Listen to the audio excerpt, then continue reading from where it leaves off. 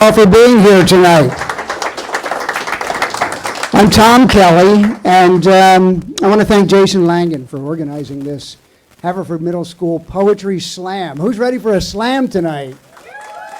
Yeah. How exciting. A little bit about us. We have complimentary coffee and bottled water in the back. Feel free to wander on back. We'll take care of you. We appreciate any donations that you might like to make. At the Kelly Center, BYOB is permitted. We ask for a $5 per drink or donation to help support the venue. First-timers in the room, who's here for the very first time tonight? Oh, good. We have, oh, wow, look at all of you. All right, so a little bit about the room. Kelly Music for Life is a 501c3 nonprofit organization. Our mission is to promote music, the arts, and community. We have programs for children, teens, and adults. You can also rent the space for private events. The Kelly Center features art and music you won't find in many other places in the area. We also provide educational opportunities for students interested in music and technology. In fact, we're very proud to give valuable experience to students. Our sound tech and video techs tonight are high school students, Addison Connolly and Jack Carfrey. You may know them from being around the area. Housekeeping, we have restrooms in the hallway. There are hand dryers in there, but they're very loud. We ask you to not use them during performances. Use the hand towels. The Kelly Center is a listening room. Please silence your phones while we're in here and step outside to make or take a phone call. Smoking and vaping inside the Kelly Center is prohibited. Artist of the Month. You'll see some art hanging on the walls inside the Kelly Center. We feature different artists every month. The month of May on our walls, we're featuring the work of Jenna Gash and Cassandra Lopez. Jenna is also a Haverford Middle School art teacher. Anybody have Ms. Gash or Jenna Gash in the middle school for art? No? Sixth grade? Is that where she is? Okay. Funding for the Kelly Center is provided by Haverford Township Civic Council, the radio agency, JMC Fund, the Connolly Foundation, and your contributions. If your company would like to support our work, contact us at kellycenter.org. If you'd like to make a cash donation tonight, there are donation jars in the back. There are Venmo at Kelly 4 Music. That's Kelly, the number 4 Music, under the business tab. For PayPal or credit card, you can go to kellycenter.org and click contribute. In the notes, please type Kelly Center or use the QR codes that are on the donation jars. Joel Perlis is the man with the camera.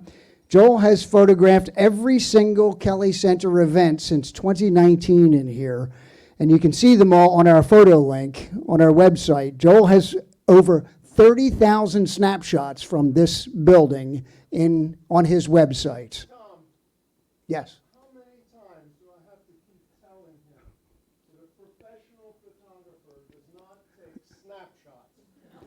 Of course not. My bad, again, for the 30,000th time. We have open jams here at the Kelly Center, free to attend and participate. We do a bluegrass jam hosted by Alfred Poor on the first and third Tuesday of every month. The second Tuesday every month at 7 o'clock is a Django and Friends Open Swing Jam hosted by Mike Fox. And starting on June 8th, an Irish trad session, that's traditional Irish music, on the second Thursday of every month.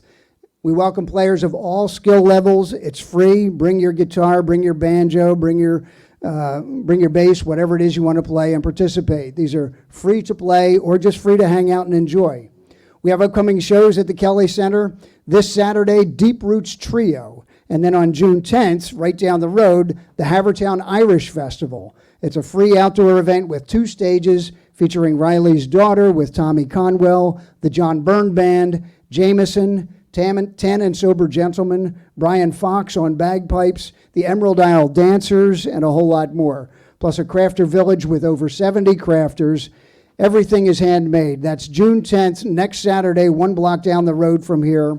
And it's going to be a really fun day. It starts at noon and goes till 8 o'clock at night. We also have an adult comedy show with Jackie the Joke Man from the Howard Stern Show. You can imagine. This is his second time back here. He was hysterical. You can get all the info on all of the events here at the Kelly Center on our event calendar at kellycenter.org. Okay, on with the show. He's a teacher at Haverford Middle School. He's done poetry nights at school, but this is his very first Poetry Slam here at the Kelly Center. Please welcome him to the Kelly Center stage in Havertown, Pennsylvania, Jason Langin.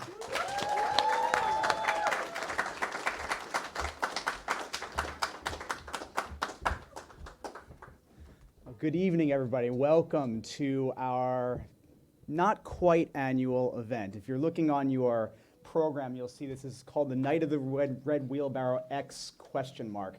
The reason why there's a question mark is because I don't actually know how many times I've done this, having a poetry night, because I don't actually have it every year. As a matter of fact, there have been a number of years where it just didn't happen at all. The reason why it happens is because I have the students who make it happen. And every year when I present to them who would like to participate in something like this, I either hear crickets or a very small selection of brave souls. And that's what I have before you today.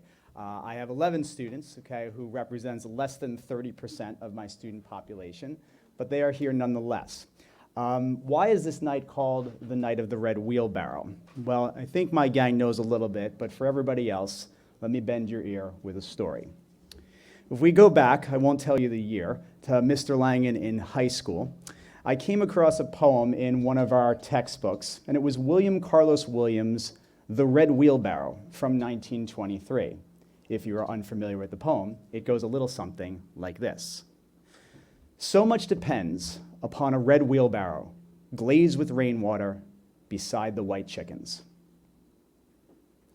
I sat there and thought about that poem, and said to myself, this is the dumbest poem in the history of all poems.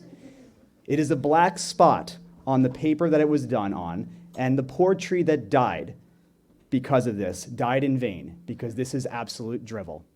I closed the book and never thought about it again. Some years later, I'm in a poetry class in college. And what do you know? William Carlos Williams, The Red Wheelbarrow. So much depends upon a red wheelbarrow, glazed with rainwater, beside the white chickens. I'm older and wiser now. I'm a college student. I knew this must have meaning. This is still the stupidest poem I've ever read in my life. The teacher told me, my professor said, it's all about imagery. She's like, can you see it? Sure. It's a red wheelbarrow with a couple of chickens next to it. Woo. I closed the book not to think of it again. Took me some years later, but I finally got it. Is it the greatest poem ever written? No, but it's not for me. I had a wheelbarrow for a while. It wasn't red, it was green. I don't know how important it was to me.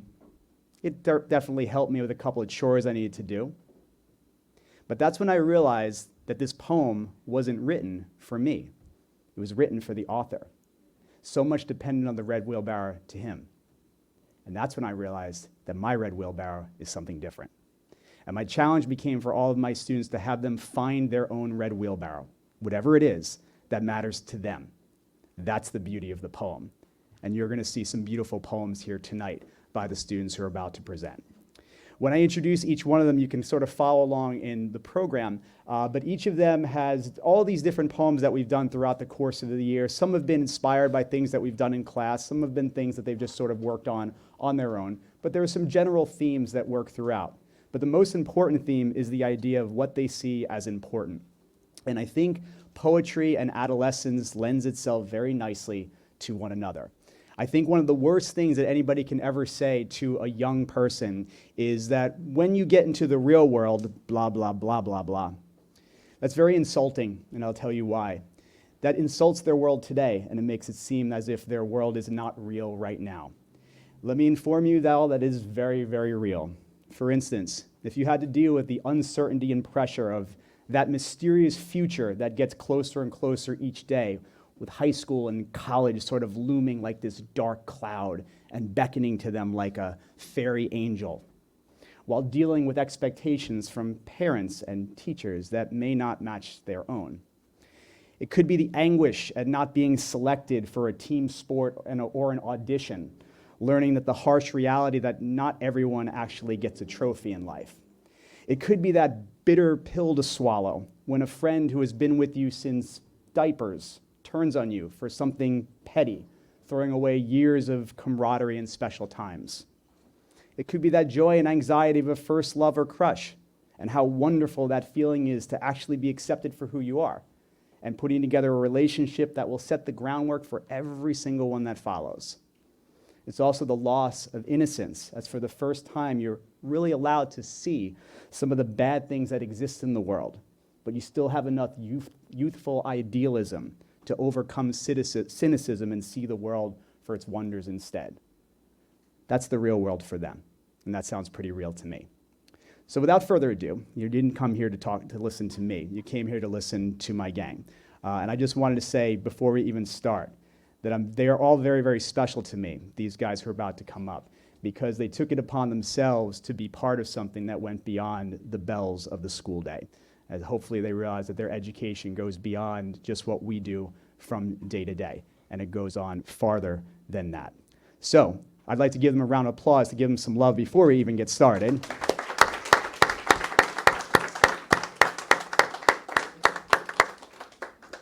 And we're going to get started with our first poem. Now, there is some themes that sort of go along here. And I'm going to start with a wonderful poet and person, Miss Jane Jones. And Jane is going to present this piece where she talks about her private island.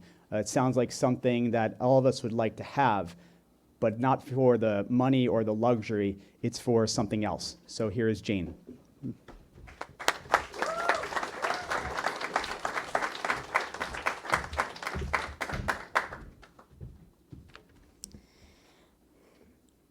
My private island is so beautiful, with sand, gold, and the trees swaying, the sun shining down on the clear blue sea. Or so I think. When I dive into the water, I don't find sea turtles and starfish, but sharks, the real monster of the sea. The sharks eat my private island, piece by piece, until my feet stand over the great blue. And I stand there, wondering and waiting for the sharks to come and devour me whole.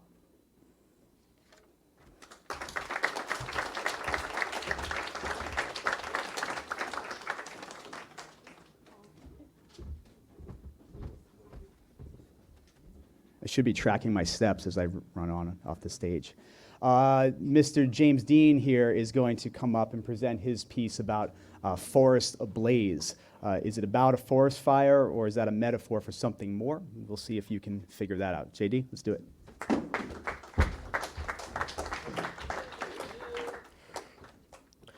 Forests, home of many creatures we all love. Bears, birds, foxes, dogs, cats, and more. Taking up space for farms and homes, the businessman says. Burning down the forest that gives us air, food, and protection. Taking away the land that is for all these forests. The forests that prevent the world from being flat. We take that away by setting these forests ablaze.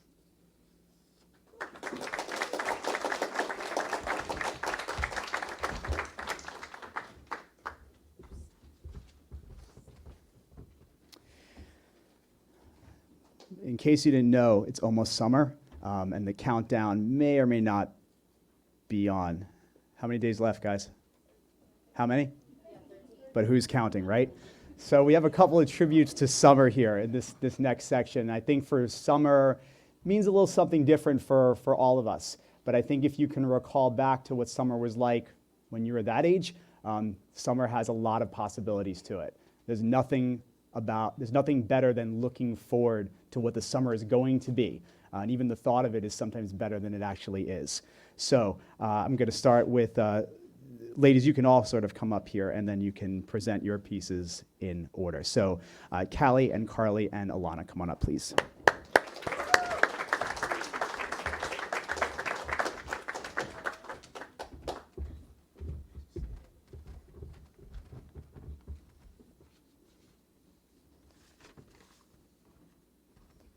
Yellow sand under my bare feet.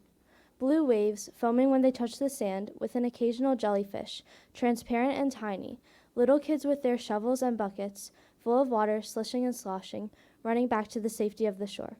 The smells of summer wafting in the air, the saltiness of the sea, the scent of orange and vanilla ice cream, Grotto's pizza, Thrasher's fries, the taffies and other sweets at Candy Kitchen. People in clumps all around the boardwalk, off in the distance, but familiar enough to know what shops I'm looking at. A family in an intense game of volleyball, the sister and brother arguing about the score the entire time, but still having fun. My brother, covering my feet in the sand and digging large holes with my dad, in hopes they can turn it into a little pool. I'm running back and forth, bringing buckets of water with me, getting lost in the maze of towels and umbrellas every now and then. I walk to where my mom is sitting, a book in her hand, and ask for my teal water bottle and a snack. We go back to the Anchorage motel, as always, and come back to the beach day after day. It's never the same, but it's always familiar.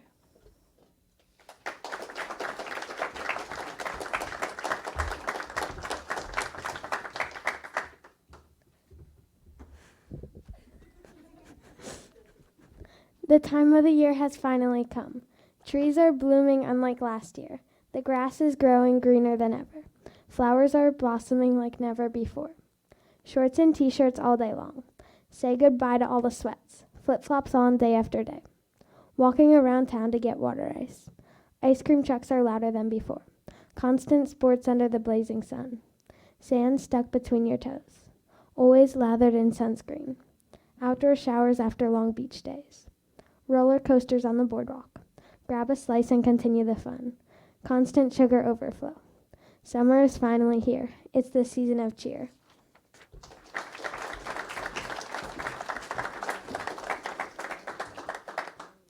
Summer is the only time I feel free. Nothing holding me back from hanging out with my friends. The sunsets, waking up early, running down to the beach in our PJs. The beach house where my whole life happens. Those moments you just know you're going to remember forever. Sitting under the sun, trying to get a tan, but always getting burnt. Waking up to the smell of pancakes and bacon. Being the last to wake up. Bike rides on the boardwalk. Washing sand out of your hair after the longest day at the beach. Nothing can hold you back. No more, oh, sorry, I have homework. Or my parents said I can't go because of my grades. You can just hang out.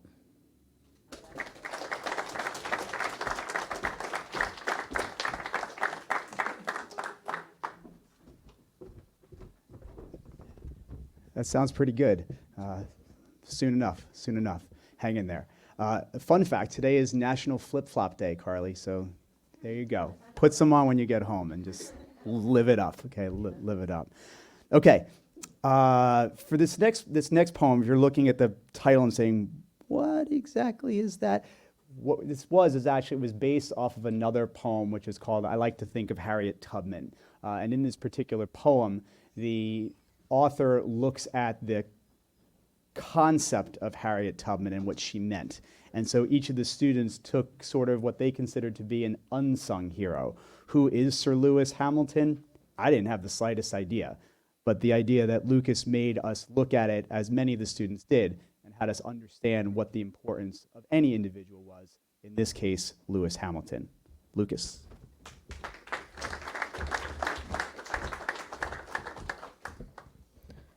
I like to think of Sir Lewis Hamilton, who is a gladiator in a ring with 19 other people. He fights for victory and glory.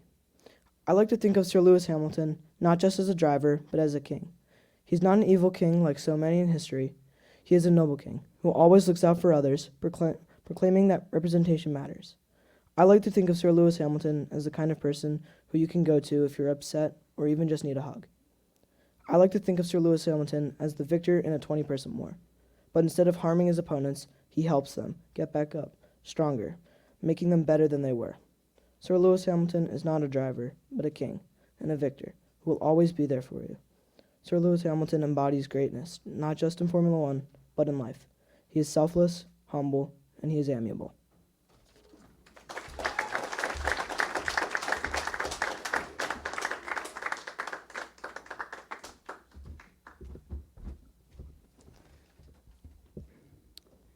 Josh is going to come up for this next piece that is definitely going to make you think a little bit. It's got a great title, Out Came Day, and I think that idea of the daybreak plays a big role for this one, and I think you'll enjoy it. Josh?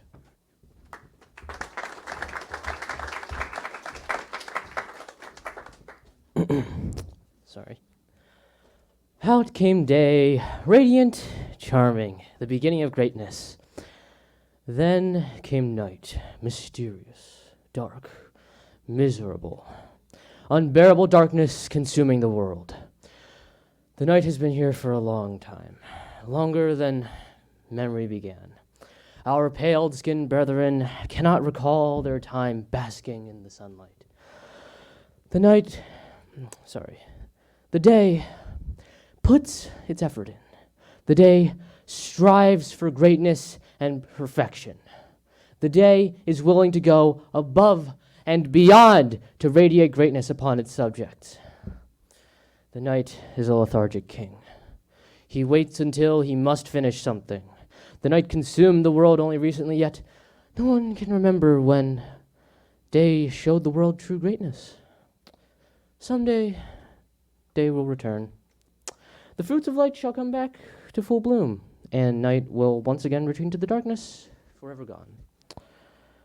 Perhaps. Perhaps.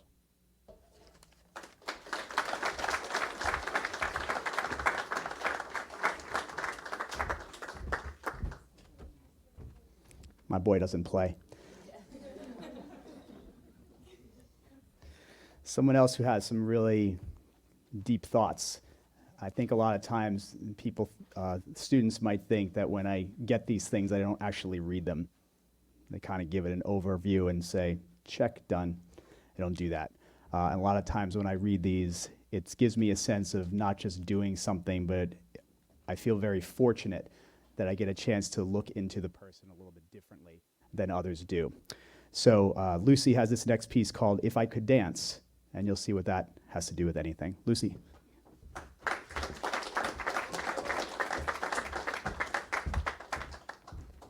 If I could dance on the roof, show you the stars, I would build us a house with a nice backyard. Sunny days with cool breezes. Rain trickled down, but I thought storms were supposed to pass. Too bad you didn't hear them. That smile was unrelated. Who would know that a class that starts with pre would be so hard to study for? Your parents really changed in those 2 weeks. Maybe those looks your friends gave me had nothing to do with you. Maybe your phone died and died again the next night. I won't say I don't care. If I didn't care, that notebook wouldn't be full. If I didn't cry, my eyes would still be dry. If I didn't know, you would still be right here.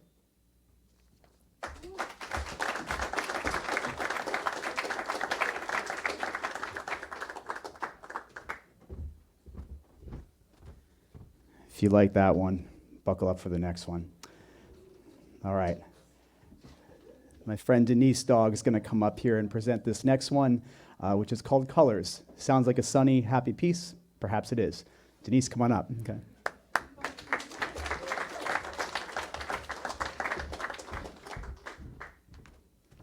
Growing up, my favorite color was blue. To me, it showed the color of the sky. It was the color of my backpack, even the color of my glasses. I had perfect eyesight. Then in art, the teacher asked what people think when they see the color blue. They said sadness, crying, and sorrow. So actually, I like to say my favorite color was red, the color I would fill the heart shapes with, the color of my stroller, and it reminded me of my grandma's leather seats. Then my brother told me, red's the color of blood and war. I love that color too. Eventually, I said that my favorite color was green, the color of nature, frogs, and the jade plant I brought home from IKEA. This kid in my class told me it was a boy's color and not a girl's color, and that green looked like germs and boogers. So now when people ask me what my favorite color is, I don't really have an answer. I'm scared that the bright colors I once liked are now a symbol of darkness.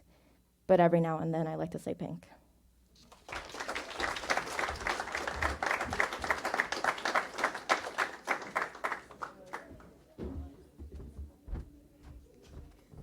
How are we doing so far? Okay. Let's kick it up a notch. This next section of poems for Chloe and Alana and JD will come up in a minute. And this whole section has to do with how they think and how their thought process are maybe different from the person next to them. And I think as we grow up, a lot of us feel that we're the only one who feels the way that we do. And in a sense, that's true. And so there's a great quote that I want to start off this with. It was a Canadian author. His name is Alden Nolan. And he said this: "The day the child realizes that all adults are imperfect, they become an adolescent. The day they forgive them, he becomes an adult. The day he forgives himself, he becomes wise. Something interesting to think about while you hear this next group. So Chloe, Alana, JD, come on up and we'll hear your pieces.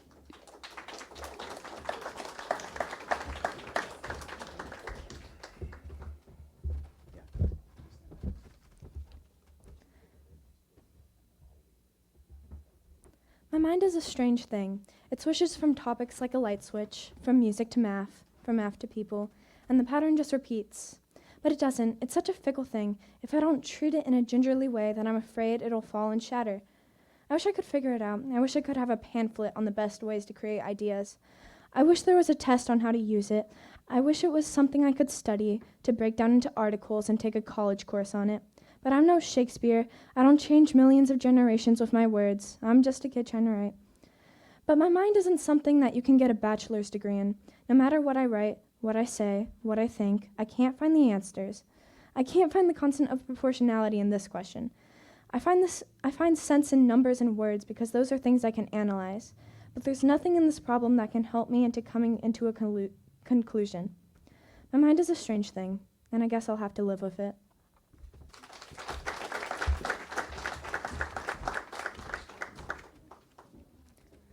My brain, a space filled with nothing but endless filing cabinets, each one going back for miles, feet, inches, centimeters. Shoot, my math homework. It's okay. I can just say I forgot it, own up to it. Damn, my essay was due today. It's fine. I can just get it done tonight, turn it in. No points will be taken off. Points. What type of word is that? Words. They always confuse me. I mean, they're supposed to mean something, but do they really mean anything? Okay, back to the point. I said point again. Okay, serious this time. My filing cabinets. Only one thing can be put at a time. One assignment, one problem, one thing at a time. But then how come when it comes to my friends, my favorite TV shows, and my movies, I can do other stuff? I don't know why or how, but that's just how it is. My brain, an endless amount of filing cabinets, each one going back and back for miles.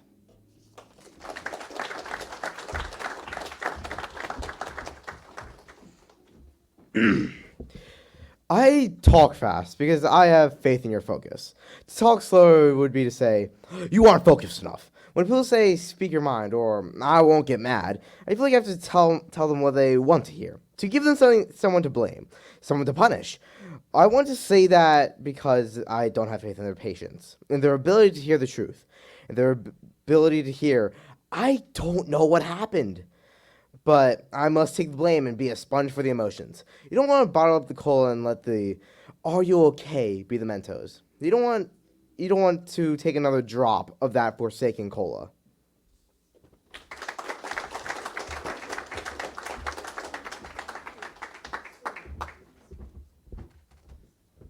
Props to JD for dressing up better than me tonight too. Good job. You get one victory. That's it. All right. I'm going to bring up Lucas again. This next piece is called One Step. Of course, everything begins with one step. What is Lucas talking about for his step? You'll find out.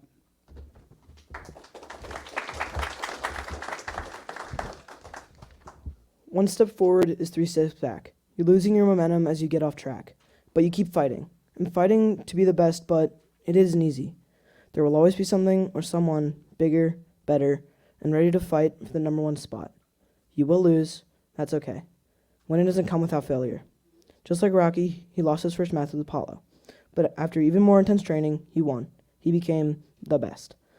Keep fighting. Stay on track. Be the best.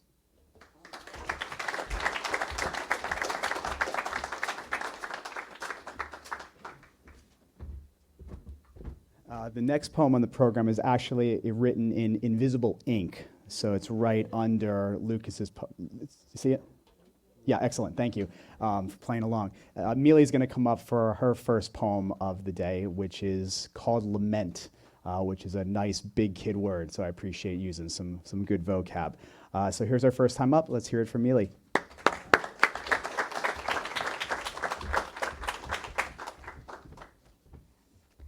A polka-dotted blanket blanket, now sitting in the corner of my bed, collecting dust with no future ahead.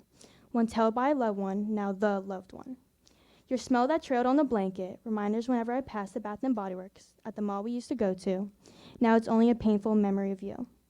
Back to the days we used to love, those are the things I now daydream of. It's almost a nightmare how you're not here. Every day I wake up with regret and fear. What I couldn't say, I think about it day by day, how I could have said one last goodbye or even let out a cry. But as time goes past, the polka dotted blanket yet still stays the same, just like the memories or how it all used to just be a game.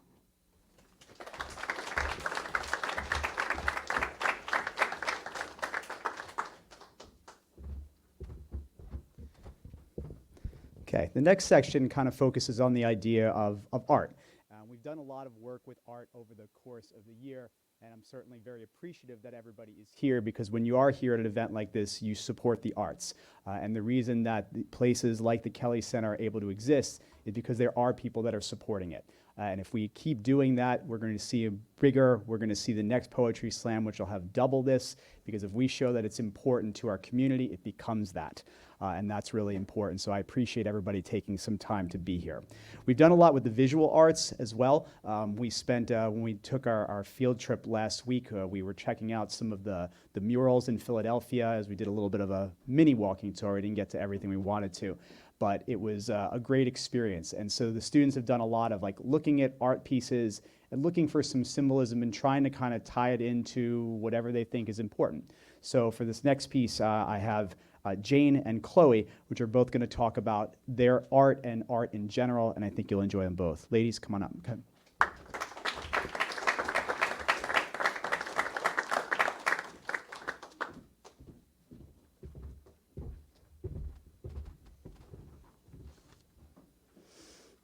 I like art. I like to let my mind freely communicate my thoughts. I don't like art class. Rules, rules, rules. Stay in the lines, don't mix the paint, wear an apron to keep clean. I'm told art is whatever I want. It's creativity itself, it's expressing yourself. So why can't I be myself? I like reading. I like stepping through the pages to unlock a world not mine. I don't like assigned reading. Read this, read that. Why was the scene important? What was the cause for this character to change? Analyze the theme of the story. I'm told reading is to calm the mind. It's creativity itself, it's expressing yourself, but it is never myself. The people tell me to listen. Listen to the ones who have already accomplished. Listen to their thoughts because they are important. Why them? I have thoughts and I have words ready to burst, bubbling in my mouth, screaming inside my throat. But those words, thoughts, and actions in my mind will stand still because art doesn't matter if they like art class.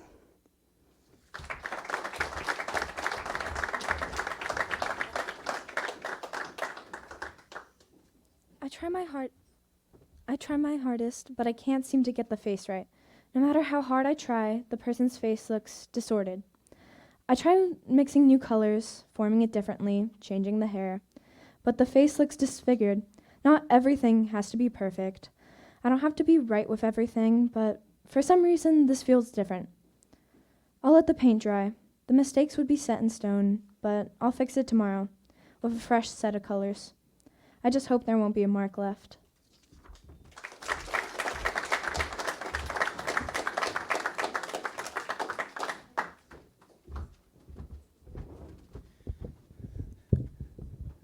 Gang, real quick, just make sure when you're up here, you're getting close to the microphone, because if you're too far away, it doesn't pick up. See? I just demonstrated. Excellent. This next section is actually also written in invisible ink here, is going to be a section based on music. We've done a lot of work with music over the course of the year, probably maybe too much than the gang would like. But we've been looking at a lot of our music as poetry, because it is our modern form of poetry. And as we look at the different songs, we look at the themes, we look at the genre, and we look at see how that actually is able to affect meaning. And so for this, we're going to have all the students are going to come up, and they're going to present not a poem that they wrote, but they're actually going to present a part of a song. Perchance it's a song you know, but they're not going to tell you what it is, at least not until the end. So I'm going to ask everybody to come on up. Come on, gang. Okay. Line up.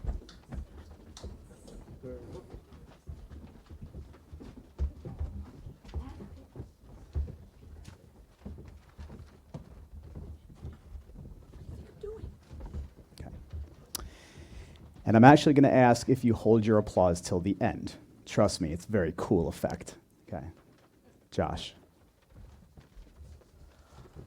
Testing, testing. Okay. Can you hear it? The pulses of the living. The erratic rhythm is a grand orchestra. It's never the same tone. Who wants to stop this? When the violent storm is over, the blue sky is more beautiful than ever. You see, I want that. I want that. I want that.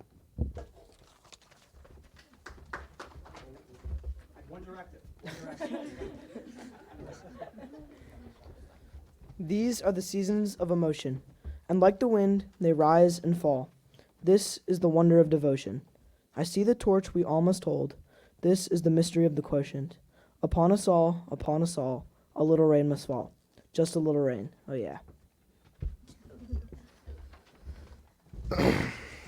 I need some sleep. You can't go home like this. I try counting sheep, but there's always one I miss. Everyone says I'm getting down too low.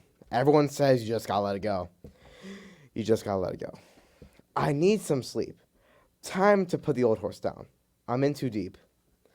And the wheels keep spinning around. Everyone says I'm getting down too low. Everyone says you just gotta let it go. You just gotta let it go.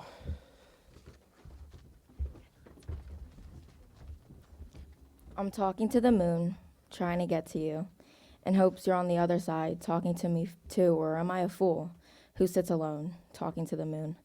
I'm feeling like I'm famous, I'm the talk of the town. They say I've gone mad. Yeah, I've gone mad, but they don't know what I know, because when the sun goes down, someone's talking back. Yeah, they're talking back. At night, when the stars light up my room, I sit by myself, talking to the moon, trying to get to you. You could never know what it's like. Your blood, like winter, freezes just like ice. And there's a cold, lonely light that shines from you. You'll wind up like the wreck you hide behind the mask you use. And did you think this fool could ever win? Well, look at me. I'm coming back again. I got a taste of love in a simple way. And if you need to know while I'm still standing, you just fade away.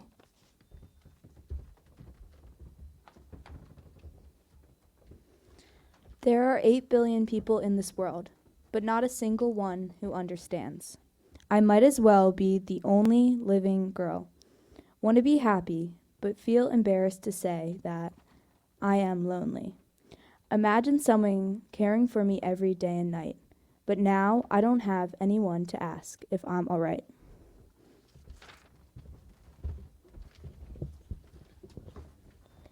In restless dreams I walked alone, narrow streets of cobblestone.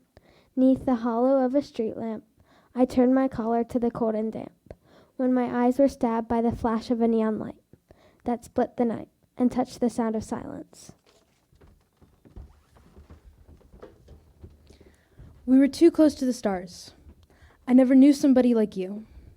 Somebody falling just as hard. I'd rather lose somebody than use somebody. Maybe it was a blessing in disguise. I see my reflection in your eyes. Quiet is the city air on a summer night after it rains. Faster than a bolt of lightning, the speed of a Japanese bullet train. And you know, it's always trying to stay awake. Oh, but darling, running isn't enough to escape from the monsters in my brain. People say I'm quiet most of the time. If only you knew what goes on in my mind. 2 a.m, I'm lying awake. These thoughts in my brain, they come out to play. I'm replaying Gumball to keep them away. Deep in the silence, may end up violent. What an anomaly. What is so wrong with me? I'm an older woman now, and I will heed my own cries, and I will a fierce warrior be, till not another woman dies. I can and will fight, I can and will a warrior be. It is my nature and my teaching, it is the womanhood in me.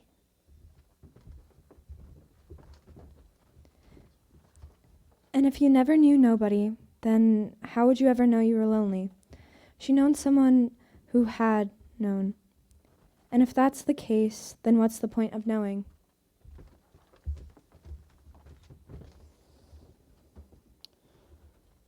One part of me just needs to tell you everything. One part just needs the quiet. And if I'm lonely here, I'm lonely here. On the telephone, you offer reassurance. How can I hold the part of me that only you can carry? It needs a strength I haven't found. But if it's frightening, I'll bear the cold. On the telephone, you offer warm asylum. I'm listening. Flowers in the garden, laughter in the hall, children in the park. I will not take these things for granted. I will not take these things anymore. Mine was Drift by Naoki. Mine was The Rain Song by Led Zeppelin. I had an excerpt from I Need Some Sleep by the Eels. I did Talking to the Moon by Bruno Mars. My song was I'm Still Standing by Elton John. Mine was 8 Billion People by Kieran and Nevy. My song was The Sound of Silence. My song was Reflections by The Neighborhood. My song was In My Mind by Lynn Lapid. My song was Warrior by Kim Baraluk. My song was Valerie by TV Girl. And my song was I Will Not Take These Things for Granted by Toad the Wet Sprocket. Big round of applause for all that.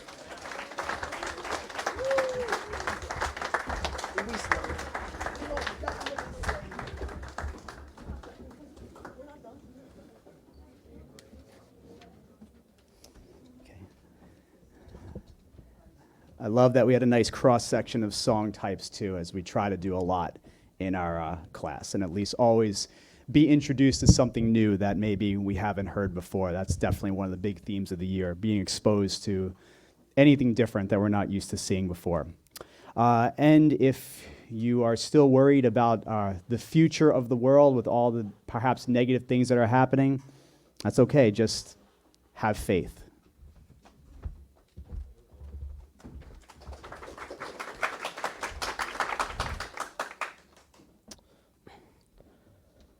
Have faith. Life will sort itself out. It won't. I've waited. I've waited. And waited. Nothing is sorted, all is chaos. Order, I must restore it. I cannot wait. The walls are crumbling. My house burns, my skin tears. I must sew it back together. I must rebuild.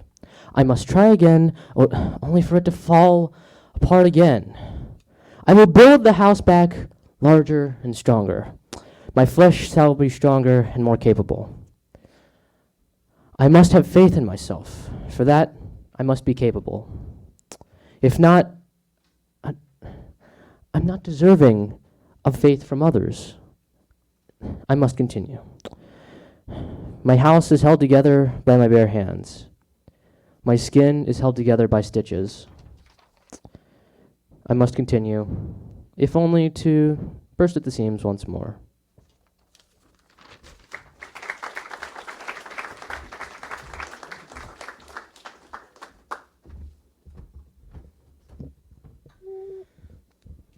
Getting to a couple heavy pieces here. That's okay. I think a lot of times what ends up happening is, I think many people don't think that the young people are capable of such thoughts. And I want to share a quick story with you that I actually haven't shared even with you guys yet. It was something that happened during our field trip. I haven't shared this with anybody actually, and I wanted to do it now. Taking this off for a second.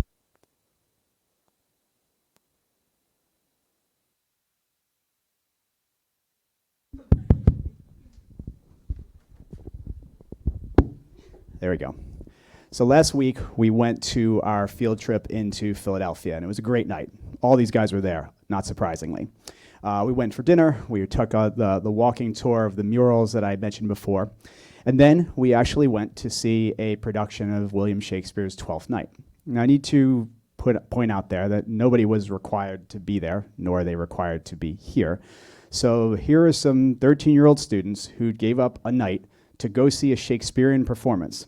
Some of them had never been to see a play in their entire lives, let alone a Shakespearean play that lasted almost 3 hours.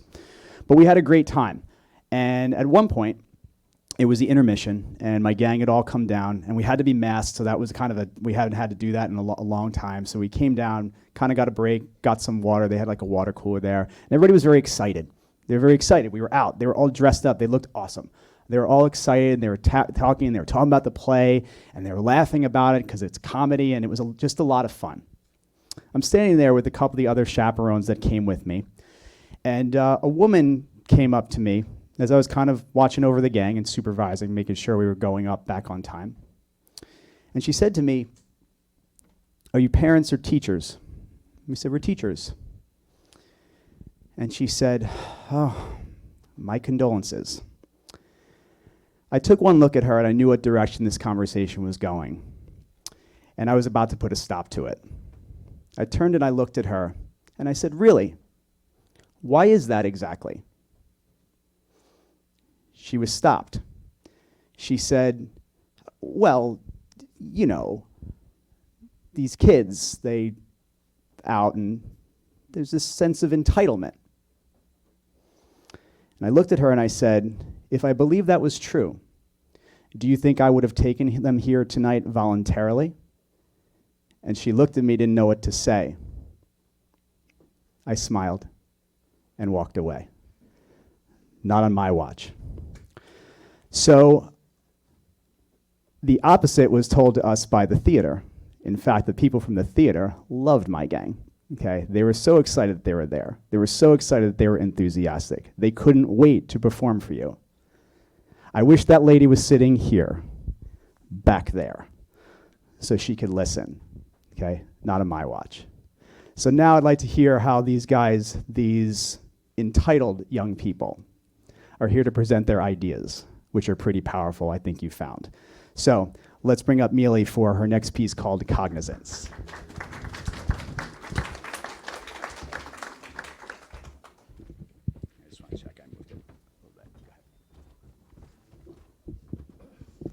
It never felt like childhood came to an end, but instead lingered the feeling that a version of yourself still lived inside of you. An end that never really had an official start, but was just always there in the beginning. Moments where you'd be tucked into bed, or where feelings of joy were stuck in your head. There is never a second of dread for the morning ahead. Awaited was a day, we all had our ways.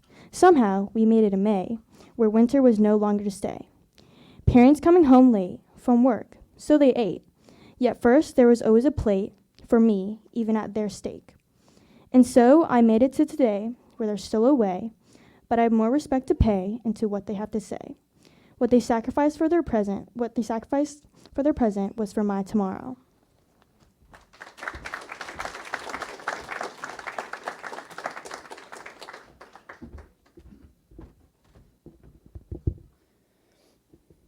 All right, Denise is coming up for her second piece. And again, it says gold necklace. Is it just about a gold necklace or something a little bit more symbolic?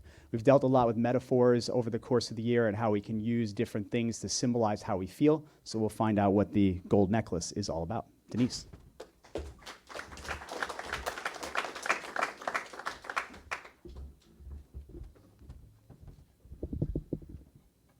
The simple gold necklace, weighed down with a pearl you said represented my birth month.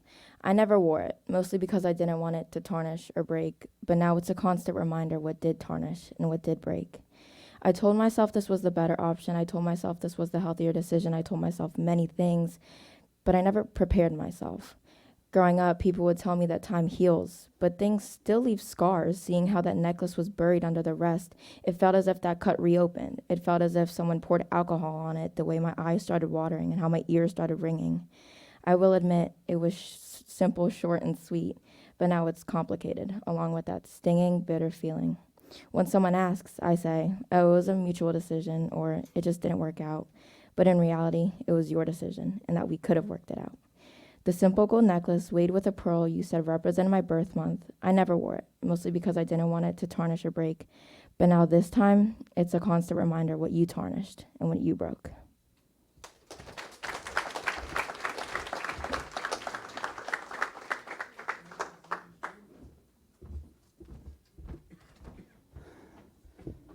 The best things about poems like Denise is just there and the next one that you're about to hear, there's probably something that inspired it. And sometimes you don't need to talk about what that inspiration was. You'll get it from the idea. This one also had an inspiration to it too. And it's definitely something that's an issue. It shouldn't be an issue, but it is nonetheless. This is not the problem.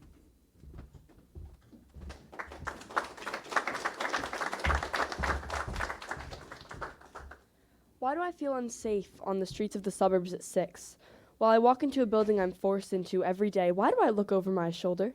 My pedestal did crack under the pressure of my footsteps as I ran past the parked van. My umbrella will protect me from the weather. Isn't that really all I have to fear? 9 years old, a remark from a distant relative, ran away with my appetite. 10 years old, walking down a crowded street, a whistle and a stupid smirk. 12 years old, running through the airport, a shout of praise and 5 college boys. Each time I could do nothing but glare, attack them and I become the problem, yell and I'm making a scene, glare and let them laugh while I slouch in my seat and I'm staying in my place. But he is not invincible. Told him he was looking skinny, took the pride right out of his eyes, threw it in your vault, took that little part of him and never gave it back. Guess 4 hours at the gym, 5 more at practice. Wasn't good enough for your impossible standards. He is not invulnerable. The mannequins in the storefronts don't provoke you, but when I wear their clothes, somehow I do? My skin is not an invitation. What I wore doesn't make it right, though I thought that I was free until I flew into the bars of the tiny gilded cage they kept my standards in. You define my worth in 3 letters. Tell me who I am in 2. I have thoughts and feelings too. My expression and my pride is not an excuse to express me as an attention seeker. I am not defined by you. She is not defined by you. Tell me my only problem must be daddy issues. Guess I can't care because my problem was solved. Didn't send him away for calling me names. But somehow, but my retaliation becomes my chains. But somehow he is right. She was right when she told him she was underage. She was right when she blocked him. She was not the problem. She had the answers.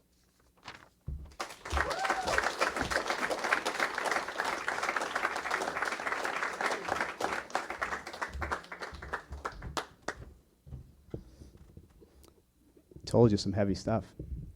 So we're going to, as we kind of finish up our program tonight, we're going to kind of a little bit end on a lighter, happier note, okay? The idea of hope, because that's the big idea. I think the best thing about our students is they are able to see some of those negatives, but they will not let it overcome their feelings of hope and what they're going to accomplish to eventually make the world that we have and the problems that we have become a little bit less. So I'm going to ask Callie and Carly to come up to finish up the student poems with their pieces Happy and I Wish, so we see what this future holds in their mind. Ladies, come on up.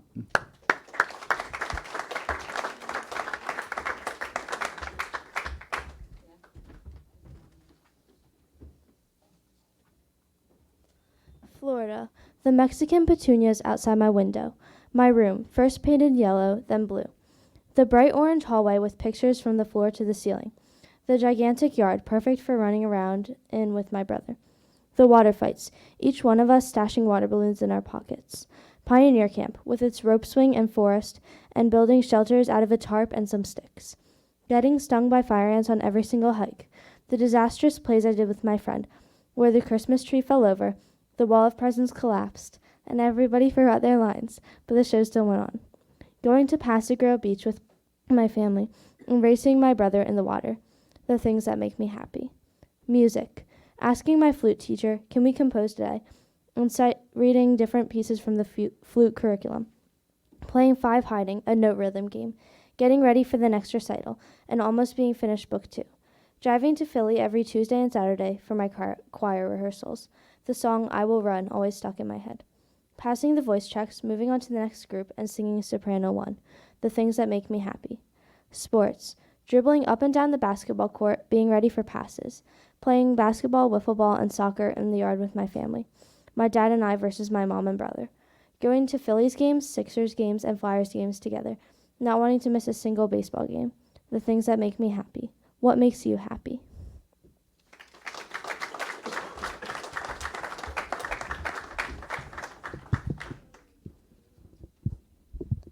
I wish. I wish wish to never need someone's attention so much that I holler. Or how about $1,000,000? I wish for a little fish with a big tail, a guppy, or maybe a puppy. I wish for a brand new fuzzy pair of mittens or a little kitten. I wish. I wish for many things, but none as great as happiness. I wish to always have a smile on my face, or to run a mile with a nice pace. I wish for a nice big mansion or a house expansion. I wish for a new huge closet, or to never vomit. I wish. I wish for many things, but none as great as joy. What would be the point in having all those things if you didn't have family? Without family, life would be anything but a fantasy. Life would be miserable and sad. All things coming your way would be bad. Your heart would be like soggy cereal in a bowl. Your love would have many holes. All I wish for is happiness and joy with my family. Nothing but that and nothing more than that.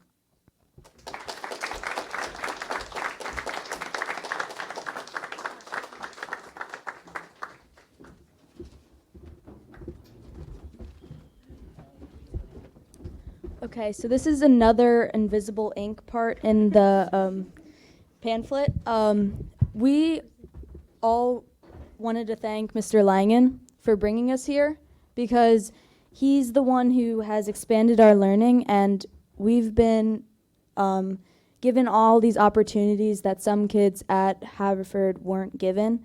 So we just want to thank him for bringing us here tonight, and we all want to show him our appreciation. May I also add that my brother had Mr. Langin about 5 years ago. I was like, I'm scared, like I don't know what I'll think of in 7th grade. He said, "Oh, you'll have Mr. Langin. He's cool. Like he'll like you're gonna love his class." And I'll be like, "Sure." And then I ended up actually loving his class, and I think that Mr. Langin like really helped people feel welcome, especially if you're a new kid. And yeah, I just like to thank Mr. Langin for the opportunities he gives us, and that's it.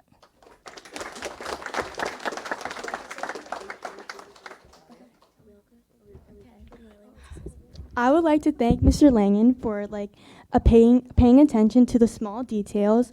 Even when he replies to our essays, he makes sure to make it personal. And even before starting his class, people would complain about how much work he gives and how involved he had to be with his class. But I just want to say how grateful I am because we're given so many more opportunities than some kids aren't. I just want to say, if your kid or if you have any kids going into 7th grade and they have Mr. Langin, tell them that they're going to have a great time. Yeah.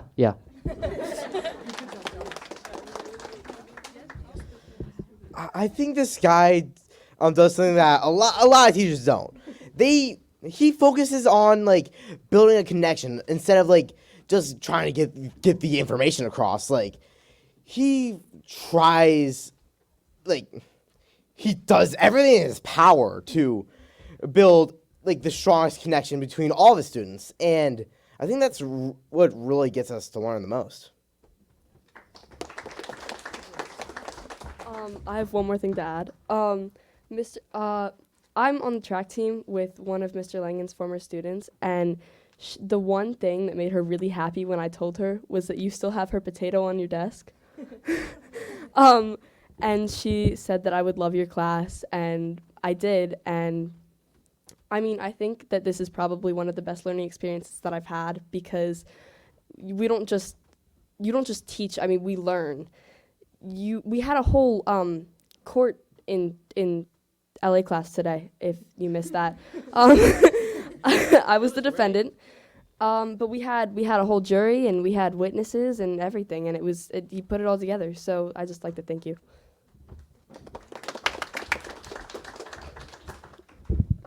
Even though it's sad that it's coming to an end, I'm glad that I experienced this class with Mr. Langin because it's different than any other class I've had. Okay, so I'm gonna be serious this time. No jokes. Fewer jokes. Mr. Langin is by far one of the most interesting teachers I've had, if not one of the most engaging. I'm sorry. Fascinating? Fascinating? Does that work? Okay, yeah, he's a very good teacher. I probably had like I've had a lot more assignments definitely than I've had last year, but they're all just like, they're interesting. They're actually interesting. It's like, I don't like go home. It's like, oh my God, I have to write that essay. And then there's like, oh yeah, there's that stupid slideshow. Why do I have to do a slideshow? And no. When I go home, I think like, yeah, I kind of don't want to do this essay, but at the same time, it's like, when you really think about it, that essay, there's a lot of potential in that, because with the way Mr. Langin does things, everything's very open-ended. There's no box drawn for you. You just go in and do it. It's great. It's great. I love Mr. Langin's class, and yeah, it's great. Mr. Langen's class really changed me for the better. He opened up my perspective on just the world and gave me like a wider variety of what I want to do and really changed my mind on things I want for my future. So thank you, Mr. Langin. I'm going to say that Mr. Langin brought us a bunch of new opportunities. I didn't think that I would be in court today, but I didn't think I was going to be here either. So I'd just like to thank Mr. Langin for, just doing everything, honestly. I wanted to thank Mr. Langin for like not only like class but also for like clubs and like especially Quiz Bowl.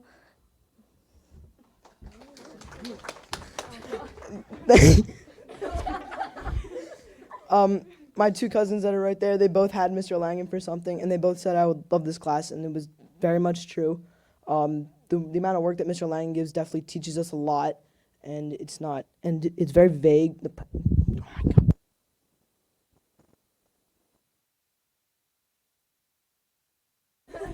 This thing is too short.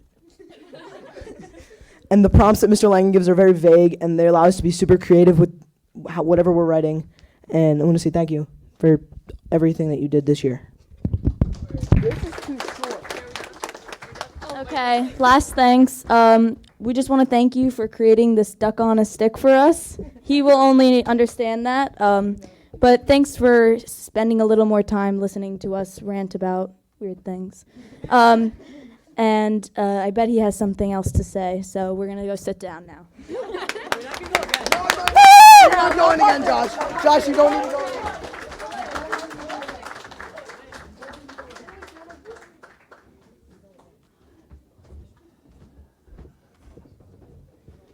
Man, I didn't even notice that invisible ink. It was like, that was pretty good. Thank you guys, but there's one thing that you neglected to say, and it is that. You say you learned a lot from me. The same goes true coming this way. I learn a lot from you. As I get a chance to listen to you each day and hear your perspective, my thoughts change too. And my learning does not end either. And so it's something I'll tell you in your class on the last day. Once your teacher, always your teacher. So my room is always open for you. And so I look forward to seeing where you go from here and would like to hear about all of your adventures. So one last thing to wrap it up. First of all, please, a big round of applause for all of our poets. They did such an amazing job, and I'm super proud of them all.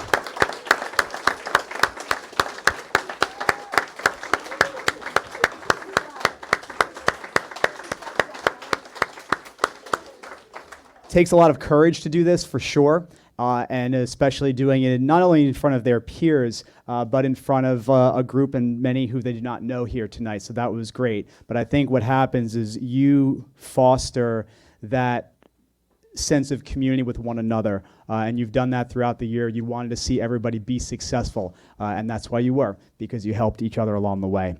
So I'd like to finish off with one poem that's not on there, and this one is for you guys.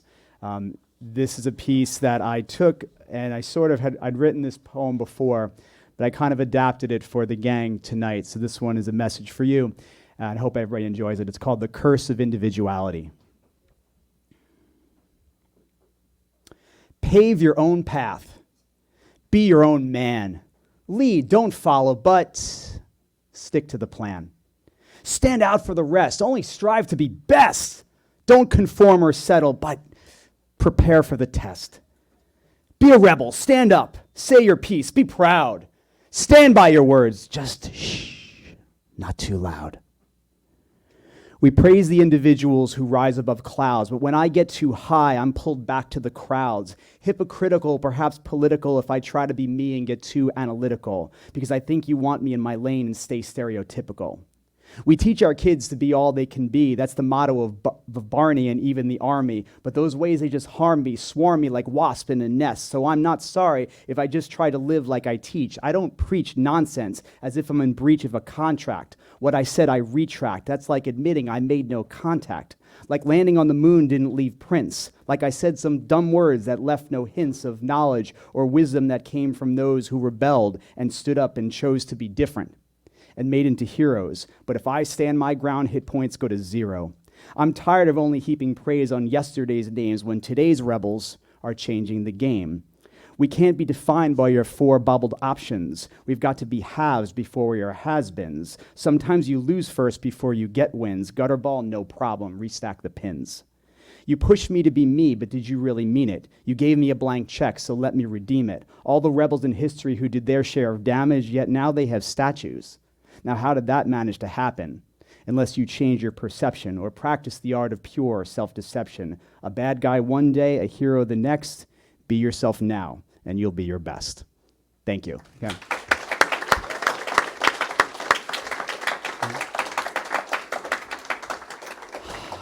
I'd like to thank Mr. Kelly and the Kelly Center for hosting us tonight, so a big round of applause for them.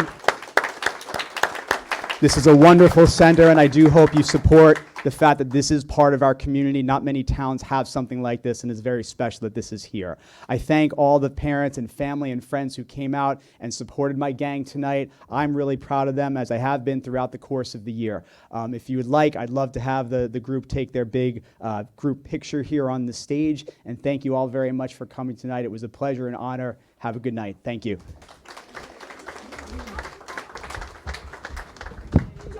Before we do the picture, I want to thank everybody for being here tonight. And I didn't know what quite to expect tonight. This is my first experience with Mr. Langin and his crew.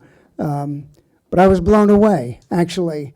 What I saw tonight was expression from some very young people who were not afraid to get up and tell their story, tell their stories through their poetry. And I would encourage you to keep doing this. You're the next generation of lyricists. I think in terms of music, but music is nothing more than poetry put to song. So thank you for sharing your stories with us. You have the ability to touch people that don't have the same ability that you have to express. So keep doing what you're doing. I think you're doing a terrific job. And Mr. Langin didn't create this in you. He nurtured this and brought it out of you. So thank you to Mr. Langin. I'd be happy to do this again here at the Kelly Center sometime.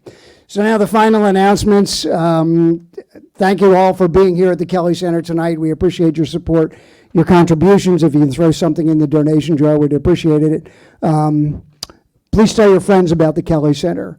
We provide free admission shows. We have jams here. We do festivals.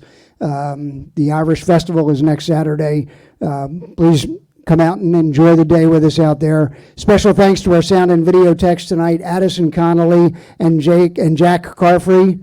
And on behalf of myself and Sherry Kelly here tonight, my brother Paul and his wife Susan Kelly, thank you for joining us here and thank you for your contributions. Please help us clean up. There are trash and recycling containers in the back if you brought anything. From the Kelly Center for Music, Arts, and Community in Havertown, Pennsylvania, I'm Tom Kelly. Stay safe, play it forward, and good night.